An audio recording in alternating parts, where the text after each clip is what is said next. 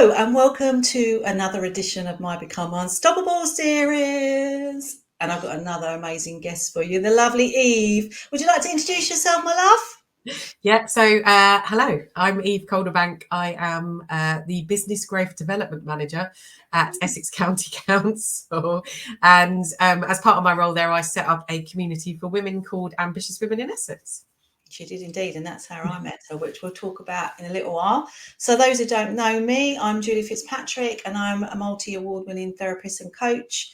And I support people really who are suffering from stress, overwhelm, and lack of confidence, and help you find your mojo and get you back so that you can start living an unstoppable life. So I can help with many things. So just contact me if you're interested. So, Eve, before we get anywhere, I need to ask you the question: what does being unstoppable mean to you? So for me personally, I think being unstoppable has kind of been for me finding the thing in my life that I feel like I can really make a difference. I can see, a tangible output from what I'm doing. So it's taken me quite some time to kind of get there. But I feel like what I'm doing at the moment, I feel unstoppable. I feel like I'm making a difference. I feel like I'm having an impact. And I think most importantly for me, I've got 2 young children. So I just want to make them proud. I want to do something in life that kind of, leaving a legacy is probably a bit dramatic, but kind of Yeah. just be able to say to my kids, like, this is what mummy did, and she did something, and you could be proud of me, and so that's my being unstoppable anyway. I love that. I love that. And I would, before we even get into anything, I would definitely like to say a huge thank you to you, Eve, for putting on these Ambitious Women in Essex events, because I've been to many of them, as you know, and you very kindly gave me an opportunity to speak at one of the events as well, which was absolutely an honour and a privilege to do, and I loved it, even though you didn't let me get off the stage when I asked for my sign, but You were whatever. unstoppable that day. I was. I said, well, I gave her a 10-minute sign, and I said, tell me when I've got 10 minutes. And like, it went on, and then they went, oh, yeah, but you were doing so well. We didn't want to get you off the stage. So I was like, okay. But that was really, really good. And and actually, Eve, on the back of that, I've actually got a couple of clients from that event, and one of them wasn't even at the event, but someone saw me at the event and passed my details on. So a huge thank you for that. That's very good to know. Thank you for that. And also, I have made some incredible contacts and friends from those events as well. And I know someone I met at one of the last events, she actually said, oh my goodness, this is the first time I've been to this. It's the best networking event I've been to. That's lovely. And that's really good to know. And I think that's one, I did a speech at one of my events the other day about kind of what it is that I'm trying to do with these networking events. And one of those is that people can come along and be themselves. And I think I've always tried to be like that in life. I'm a bit of an open book, kind of what you see is what you get. I don't really have different personas. I'm kind of just me. So I've kind of tried to bring that into this community that I've created, just create an atmosphere where people can just be themselves and just walk into a room, and if they're nervous, they look nervous. You don't have to try and put on a kind of facade and stuff. And if you are struggling with your confidence, hopefully we can create that atmosphere where you find that little bit of confidence. So like inviting people like yourself to come along and speak as well is kind of a gift that I can give them, of being able to give them that room full of friendly people that they can try those sorts of things for the first time. So yeah, it's been nice to be able to give women the opportunity to get up and speak in front of a room full of people. Yeah, because equally I've sat in front of many a good speaker as well. So, and it gives people a platform to share what they do, because it's not always easy at a networking event, is it, to get across what you do. And I know I've been guilty of that and come away, because really you should come away with some good contacts every time. But what I do love about your event, which is quite unusual to some of the other events I go to, is the fact that if we've all agreed to it, you share the details. So It's another way of collating contacts and building your email list and things like that as well, isn't it? So we share the email address so you can pick up those conversations you might have missed, and if you've got something to share with the ladies who are at the event, then you can kind of share that, because lots of people have got their own stuff going on, lots of women that come run their own networking events as well. So there's such a massively supportive community within Essex of businesses supporting each other and networking events and just support. It's just such a great place, I think, to kind of run your own business. Absolutely. And the fact, like you said, it's quite casual, because I've been to a few different types, which, to be honest, are not for me. I think most people who are watching this will probably know what I'm talking about.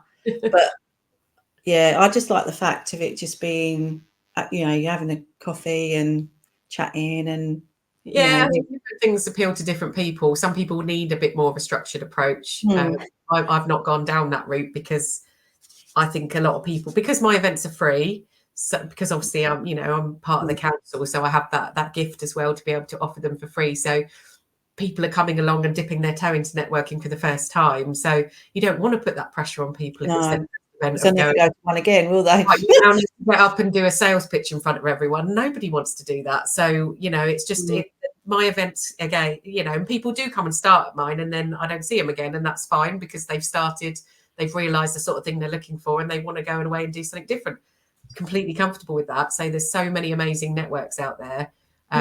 So I like to feel like, again, say, offering that kind of that first chance to give it a try. And I try and offer tips where I can as well to people, and I say to them, you don't have to come and do a sales pitch.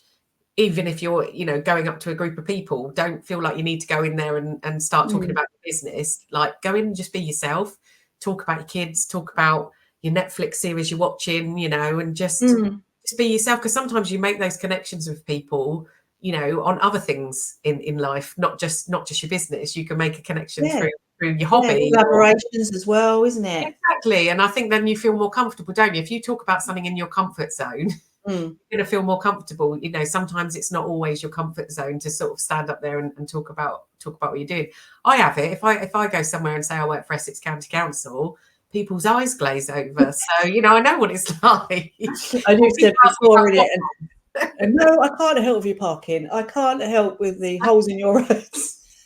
And sometimes it's really hard to describe what you do as a job as well. Like, I mean, even trying to describe to my kids what I do, I don't think my daughter kind of says, "Oh, you're running an event today."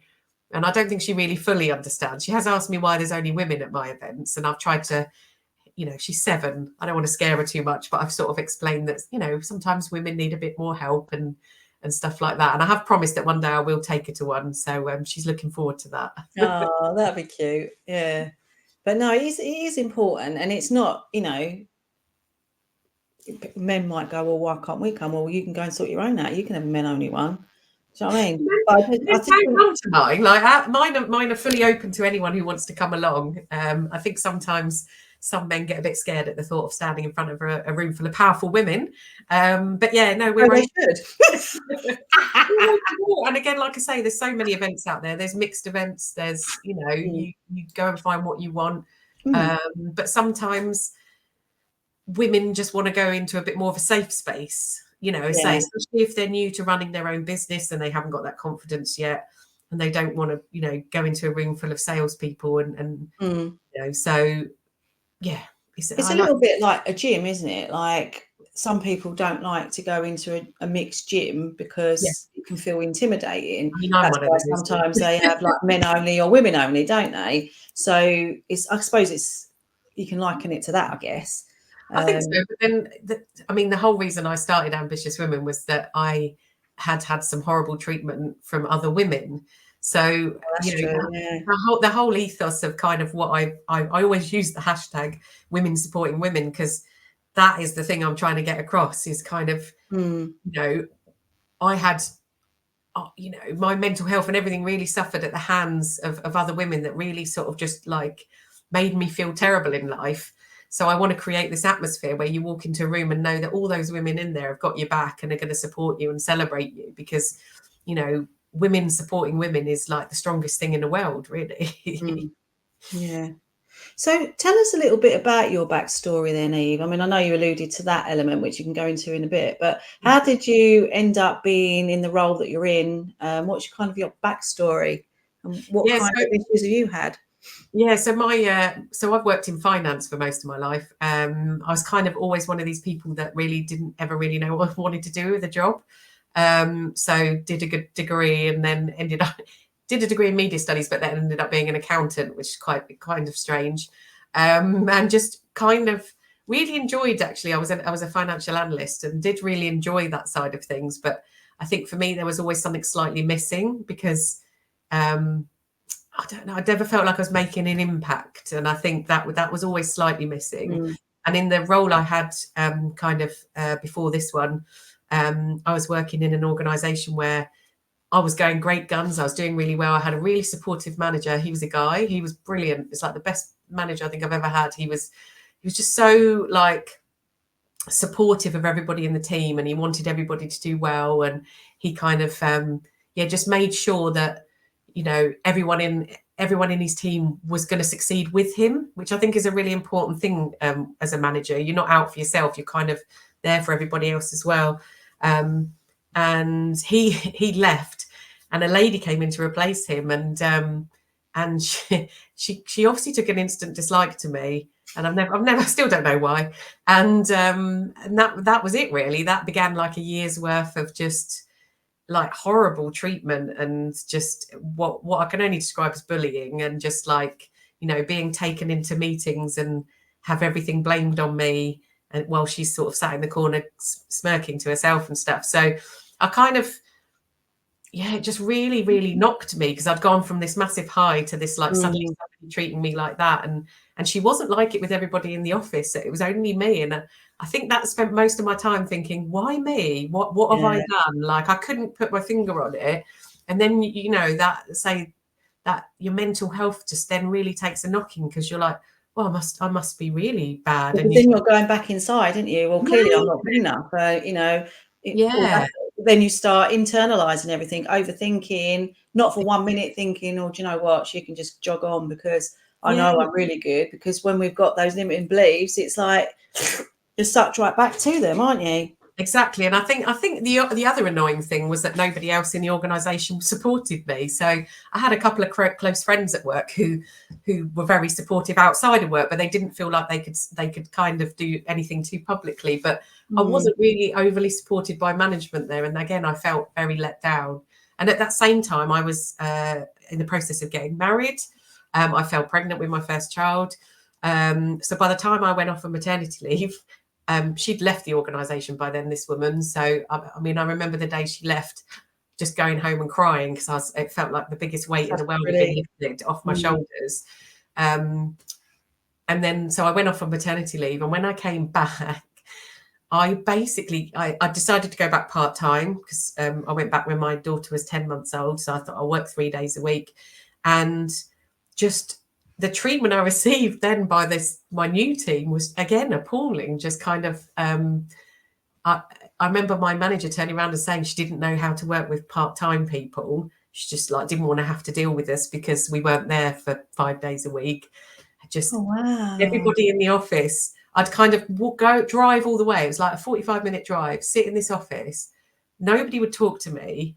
I wasn't given any work to do. So I'd literally just sit there all day thinking, I don't know what to do.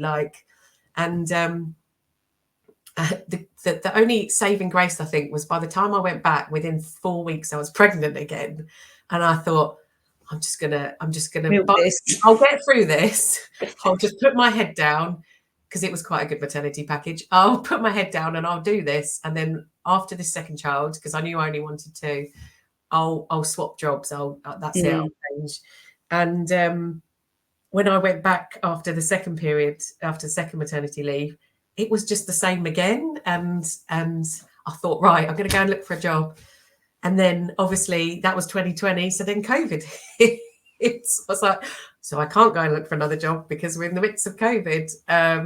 So, I mean, luckily for me, then obviously we were sent home. So at least I didn't have to go through that horrible experience of sitting in an office where nobody spoke to me. So You know, I was at home during COVID with a 1-year-old and a 2-year-old, which again had its own challenge. Go, yeah. My husband still went into his office every day because he was the only one that went in. So he went in. So I was kind of here with the kids day in, day out. And, you know, I think by the time we came out of lockdown, I was like, right, it's my time now.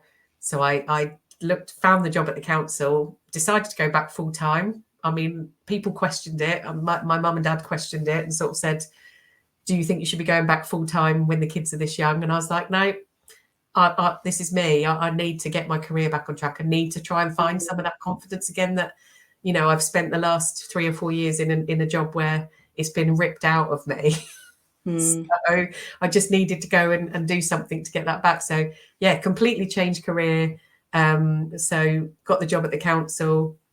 And I think what sold it to me was they'd kind of advertised it as you can go out and about and meet businesses and help businesses. And I thought, oh, there's something in that really appeals to me, like the going out and about and meeting people. And yeah, say the rest is history. I've been there 4 years now, and honestly, it's just been the making of me. And just, you know, at the age of 40 to suddenly find the job that you're meant to do is just, I try and use that lesson to a lot of people now, is kind of, you're never too old to find your calling, really. So, well, you think that's old. I started this when I was in my 50s, so I mean, I think it's like, it's also that education, and I try and say this to younger people when I see them, is that don't feel like all that stuff you've done before is a waste, because actually, a lot of the skills that I learned as an analyst and going through, I definitely use now, and I don't regret any of it. Like, it's been like the making of me. So, you know, what are they? Transferable skills, they call them, don't they? So I think darling, yes. There's something really important, I think, about kind of not giving up and just thinking, you know, if one path doesn't quite work out, don't be afraid to try a different path and try something different. Yeah. Absolutely. And I think our older generation, it was very much, you know, you got one job, like in a bank or something, and that was a job for life.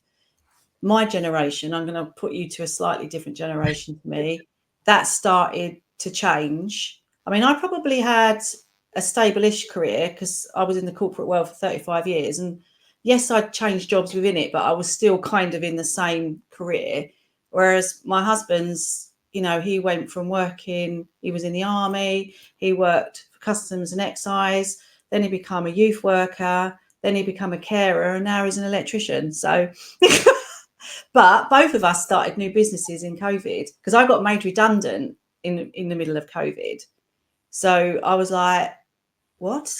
Yeah. Like, I'm 52 years of age and now I don't have a job in the middle of COVID. Oh my God. But you know what? It was the best thing that ever happened to me. Yeah.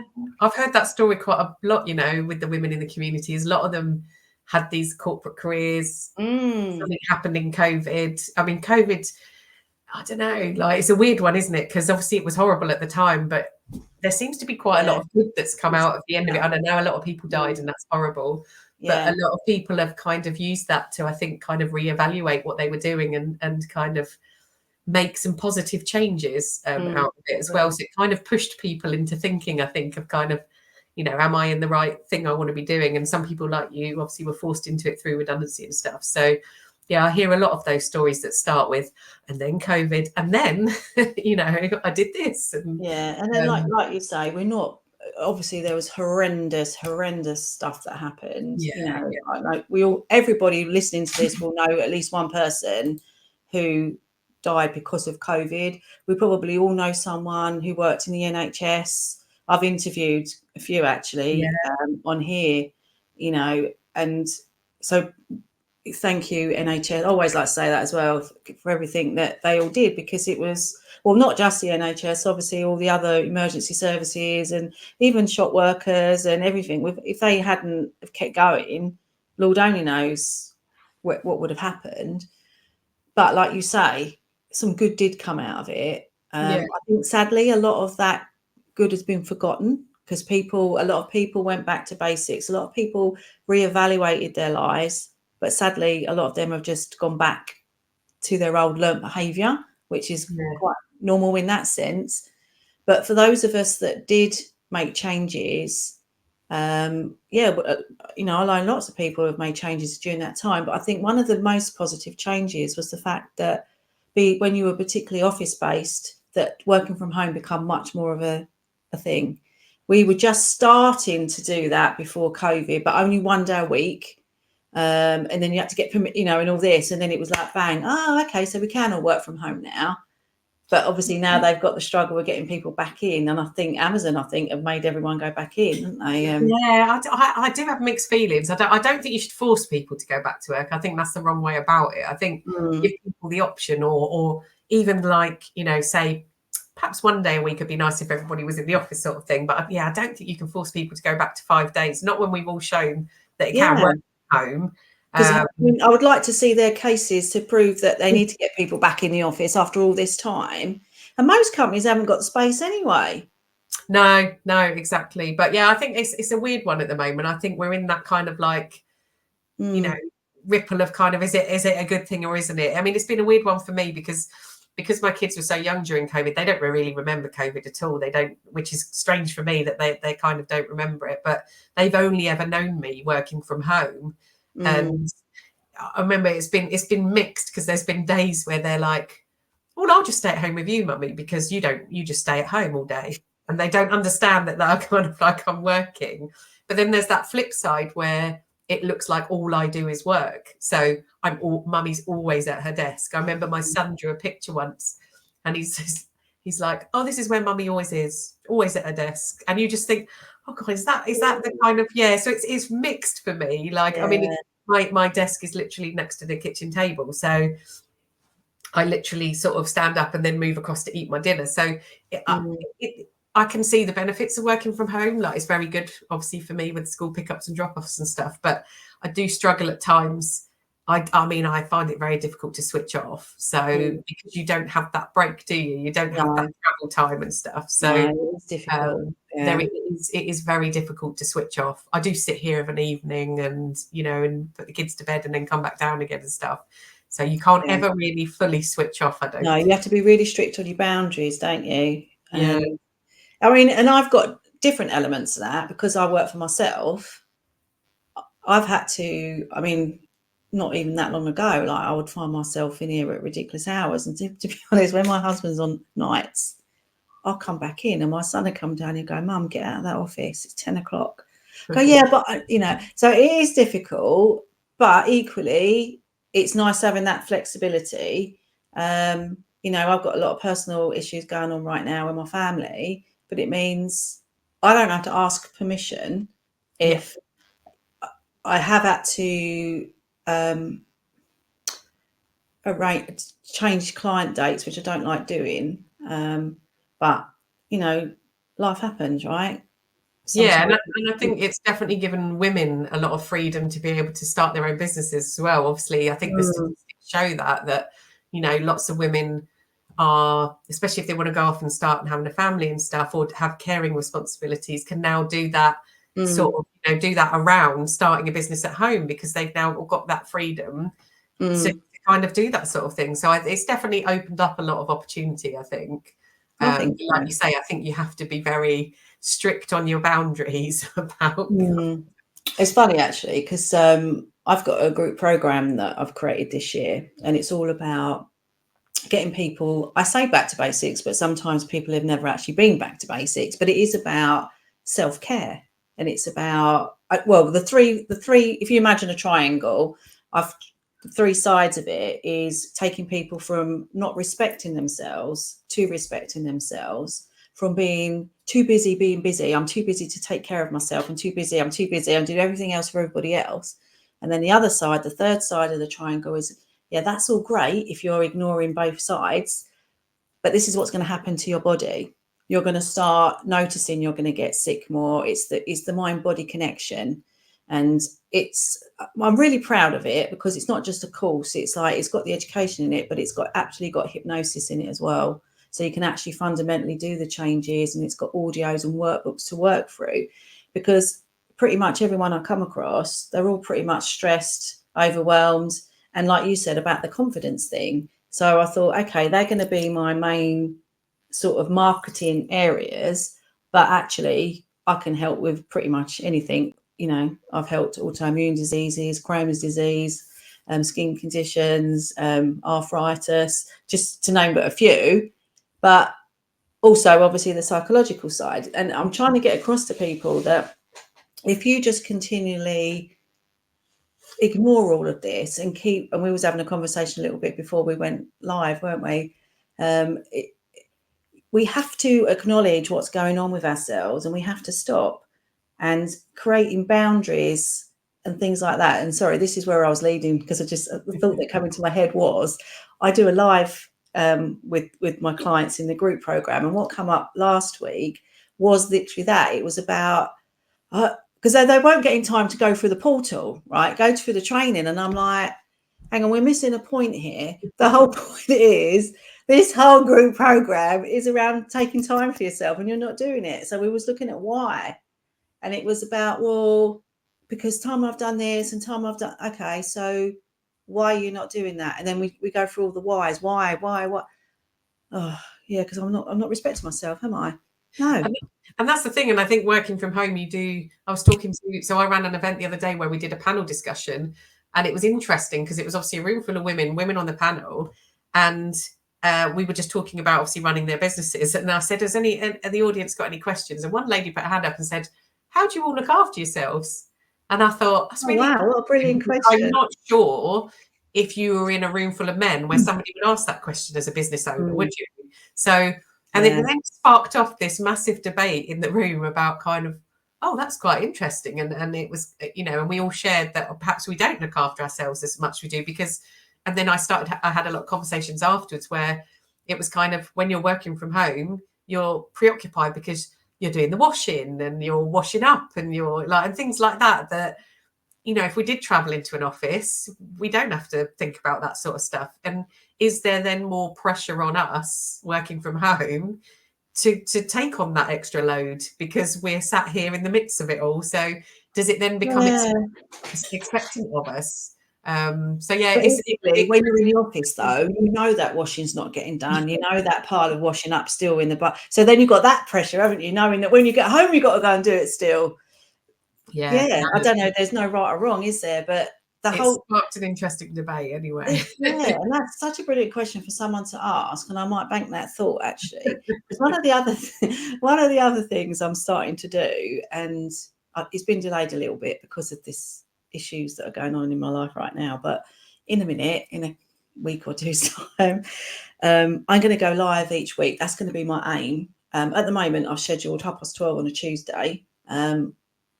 Don't ask me why. I've been through overthinking it for weeks and weeks and weeks. But the premise of my show, it's called Ground, Learn and Connect. My fingers didn't really work properly then. Ground, Learn and Connect, the reset show, right? So the idea is I'm going to put out a post and I'm going to have a topic that I'm talking about. But when people who sign up for it, they're going to come into the room. It's going to be a Zoom room, but streamed into the Facebook group that I'm going to invite them to. But the idea is 1 hour a week, you're going to dedicate your time to yourself. I've done it at lunchtime because so many people don't take a lunch. And I know from the corporate world, most of the time I was pretty good and I would go to the gym. But on the days that I didn't, when I told myself I'm too busy, about 2:00, I'd spend the next hour regretting not going to that exercise class. Oh, I should have gone. By 3:00, I'm like half asleep because I didn't have that break. And it's like, no, we've got to take this time. Yeah. And also, once I get worldwide, lunchtime, everyone's awake at some point, right? So it might be their breakfast, it might be their evening. But the point is take 1 hour a week, right? And what I want to do with them is just start with like the ground and just grounding, just get people just to stop.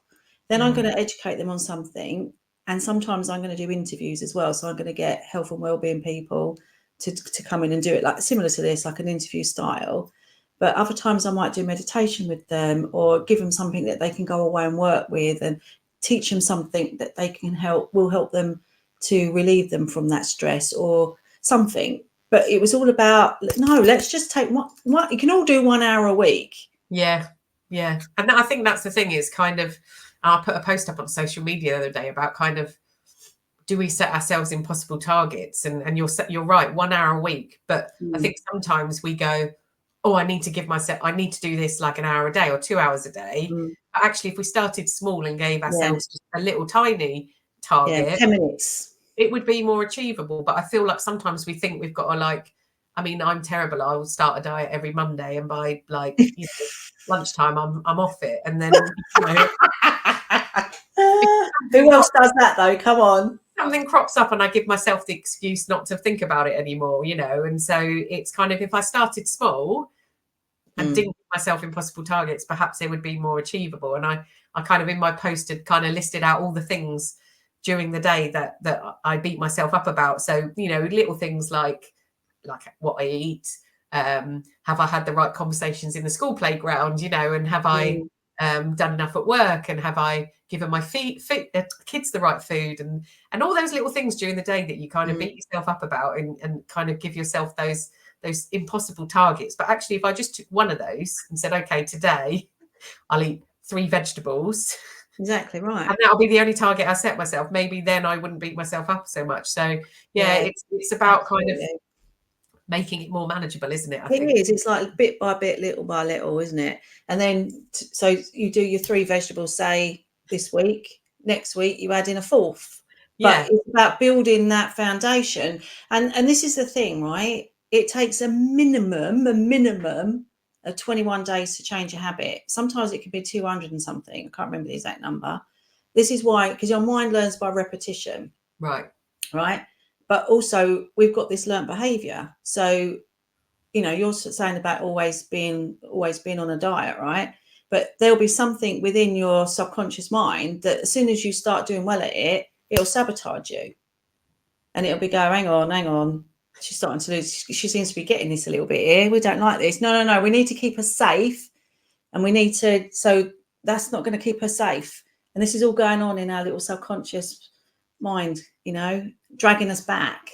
Yeah. And this is why, it's finding what those things are, isn't it? That stop us from doing it. And that'll be like sabotage. And most of them are fear-based, actually. And I did a lot of this on the talk, didn't I? Like fear of failure, fear of success even. But self-sabotage, procrastination, anxiety, any kind of fear, stress even, they're all like learned behaviours and running on belief systems. Yeah, definitely. Yeah. And I think that fear of failure is an important one as well. That crops up quite a lot with the women in the community, is kind of, I think a lot of them, they kind of go out to start these businesses and have come up with an amazing idea, often off the back of something, that's very personal to them as well, which I always find quite admirable, that a lot of these women have kind of come up against something, so have set about finding the solution, which I think is just amazing. But I think they come against a hurdle. And I think, again, I don't know if it's because sometimes we are working from home and we don't go out and meet enough people, that you kind of then beat yourself up that you've come across this hurdle, and then they kind of give in, and you think, no, if you just got out there and realize that other people are facing the same sort of, hurdles, you might see that actually there's a way around it, or we can sort of, divide and conquer, or come together a little bit. And I think that's why I find a lot of people come to sort of the events and stuff, is that they go, I just wanted to stand in a room with people and realize that actually be around like-minded people, isn't it? I'm around like that, and actually, I'm not a failure, and actually other people are making mistakes, and other people aren't getting it straight away. And actually, if I, I can, talk to other people and realize that, it's not a failure. And we need to celebrate our failures a bit more as well. I think, that's the other thing we don't do, is that you kind of, social media gives us this very clouded picture of people who are absolutely winning in life, and you kind of look at it and go, oh God, those people are doing. I do it, and I look at people and go, oh God, they're doing amazing. You think that's only one side you're seeing, and I think we get very bogged down in that now. And we've got to remember that people are only posting up what they want you to see. I've tried to make a vow to myself, and probably again a bit of an oversharer, but I've tried to make a thing on my personal LinkedIn, that I try and be very honest about my struggles with anxiety. I really struggle with it, so I've tried to be quite honest. And if I have a bad episode, I kind of let everyone know that, you know, you may look at me and think I'm this confident person, or I can stand up in front of a room of people, but actually sometimes the journey to get there, or the journey afterwards, is quite difficult. And you kind of want to normalize those sorts of conversations and just say, you know, you may see one thing and think one thing in your mind, but actually in the background that person is struggling. And you know, and there's no such thing as failure. Like in the NLP world, you know, they always say that it's feedback, isn't it? Yeah. Because something didn't work doesn't mean you failed at it. You know, and all these inventors and things like that, you know, what would happen if they tried something with a new idea once and then gave up on it? We Exactly. wouldn't have many things, would we? The light bulb, for example. Aeroplanes, you know, it's about what you learn from it is what counts, isn't it? Exactly. Yes, if you just keep making the same mistake over and over and over and over again and you don't learn from it, well, more for you.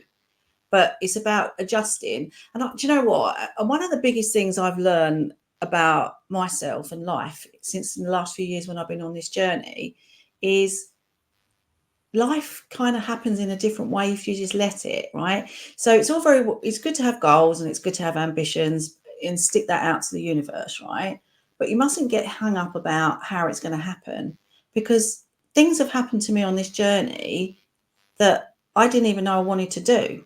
And I'll give you some examples. When I left the corporate world, oh, let's start a business. How difficult can that be?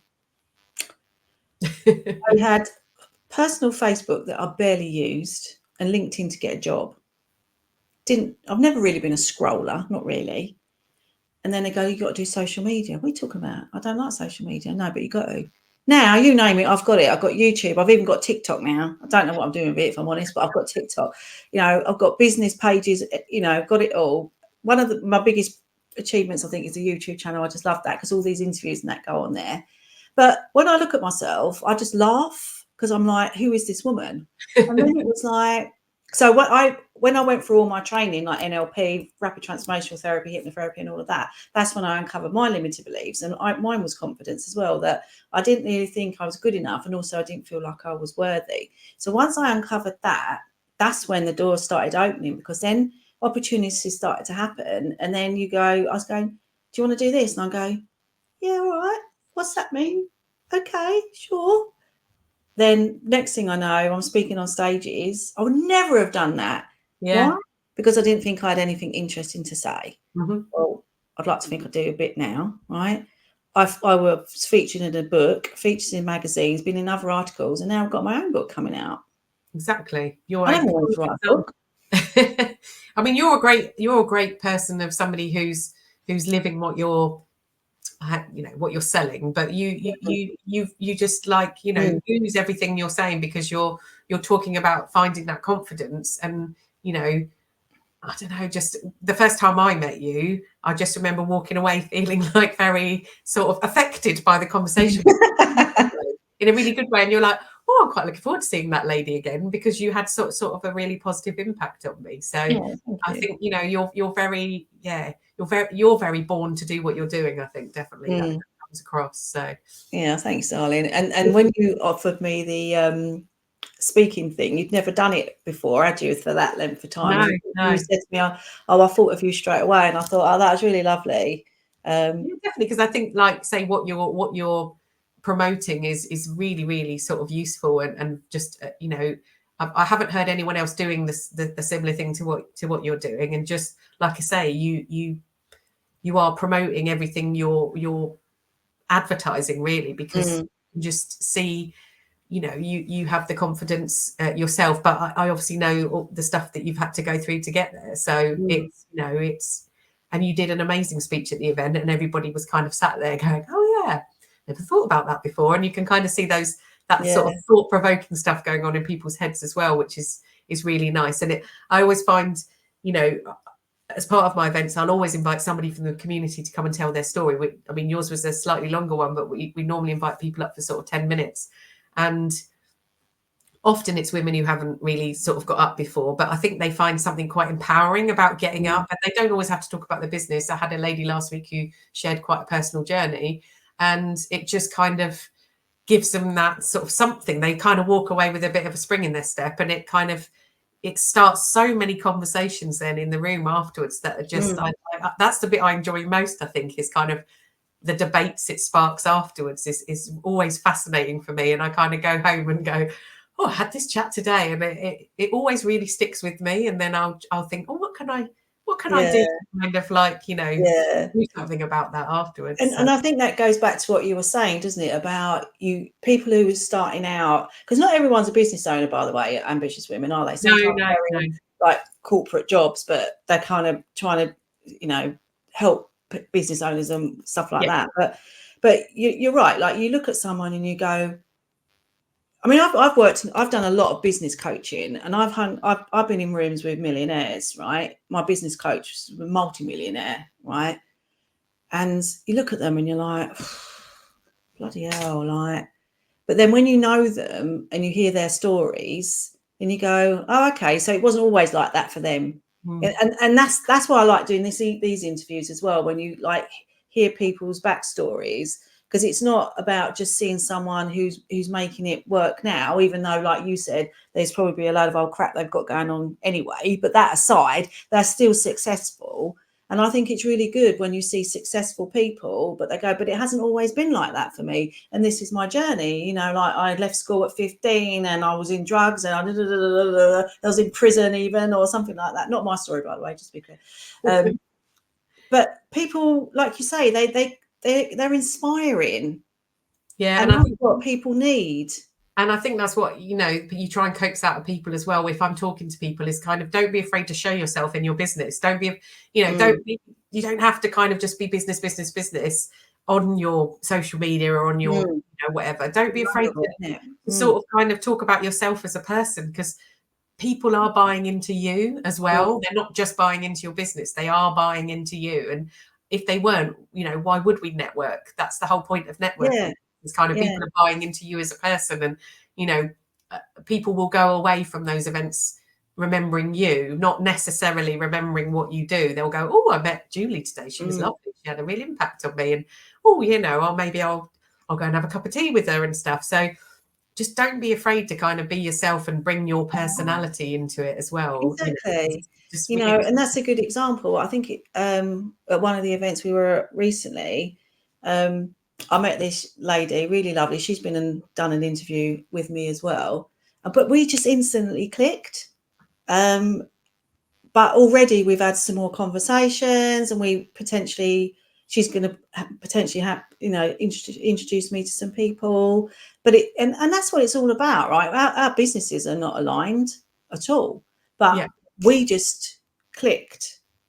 And I've made a lot of somebody, and that's the point, isn't it? Like your businesses might not go together, but she might know somebody three things down the line who likewise, I'll go, oh, I know someone who needs that. And I have done that. I've gone, oh, like for example, someone mentioned me about an interior. I said, oh, I know an interior designer, and because I've got the networking side and my business training, and I've got loads of people in there as well. And that's what it's all about. It's being able to hand someone's details to someone and go, look, go and speak to this person, because they'll look after you. And so it's not about, have I going to ambitious women? Have I grown my business and now I've got 10 employees? No, I haven't. Not in that sense, not yet. But have I made some great contacts? Absolutely. Have I got clients from it? Absolutely. Have I helped other people get clients? Doing these interviews, ironically, I don't think I've directly got a client from it, but you don't know, do you? But I've had people who've been on here, though, and gone, oh, thanks, Julie. Oh, no, someone watched this interview. And I'm going, oh, good for you. Well done. I don't know where mine are, but anyway. I used to run a video series called Ambitious Women Wednesdays. I think you did one, didn't you? I did, yeah.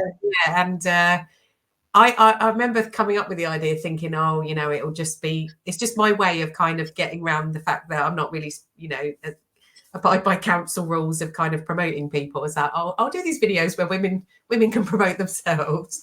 And actually, it always amazed me just how many views they'd get on YouTube. But the amount of work it would generate for these women afterwards was always fascinating for me. Like they'd contact me afterwards and go, oh, somebody watched my YouTube video and now they want to, and I just used to think, That's oh, that's brilliant. just the power of kind of like, Yeah. but you're almost then saying to them, like, you're promoting, I didn't have anything to do with that. All I did was give you a platform, kind of, you Yeah, but promote. that is it though, isn't it? If you didn't give the opportunity of the platform. Yeah. So that's what I like to think of myself as, is kind of just the facilitator. It's like, I'll give you a platform. I'll give you an event where you can, you know, or you ask me for something, I'll put you in touch with someone. So yeah, it's nice to think of yourself as kind of this facilitator of all these amazing connections. And do you know what? In the future, you could people make loads of money doing that very role, don't they? And their role is introducing people to people, and you make a killing from it. So maybe that should be you know, put that out to the universe for what you want in the future. That's my retirement plan sorted. Yeah, but it's true though, isn't it? Because of the business, you know, working for the council anyway, you obviously get to meet lots of people. But with ambitious women, I mean, too many people probably with you to even remember. But there will be, like you said, like certain people that you'll go, I know someone. Tell everybody, I know this story, but when you started your job at the council, this wasn't part of your remit, was it? Ambitious women. No, not at all. No. So I work in it. I started as a principal economic growth officer. So I was just supposed to kind of sort of just look at how business support was being provided across Essex. I mean, that's still my job now, and kind of just making sure that businesses across Essex had all the support they needed. So I came across an organisation. I did a project where I came across an organisation. They were called We Are Radical at the time. They were doing stuff for female entrepreneurs, and I remember reading their you know, their remit and thinking, oh, and it sparked something in me. And I thought, that experience I had before, and it sparked this in me. And I thought, I wonder if I could do something with We Are Radical. I ended up sort of working with them. They put on a kind of startup course. And off the back of that, I kind of came up with this idea and sort of took it to the council bosses and said, would you let me kind of just build something for women? And I did this big project about what I wanted to do. And I was told, well, they never said no, but they never said yes. So it was kind of just, I thought, I'm going to run with it anyway. So I kind of, I was given LinkedIn as a platform, and I was told that was the only platform I could use. So I spent a long time building the community on LinkedIn. So I was like, I mean, it started with like 10 people who were all my friends.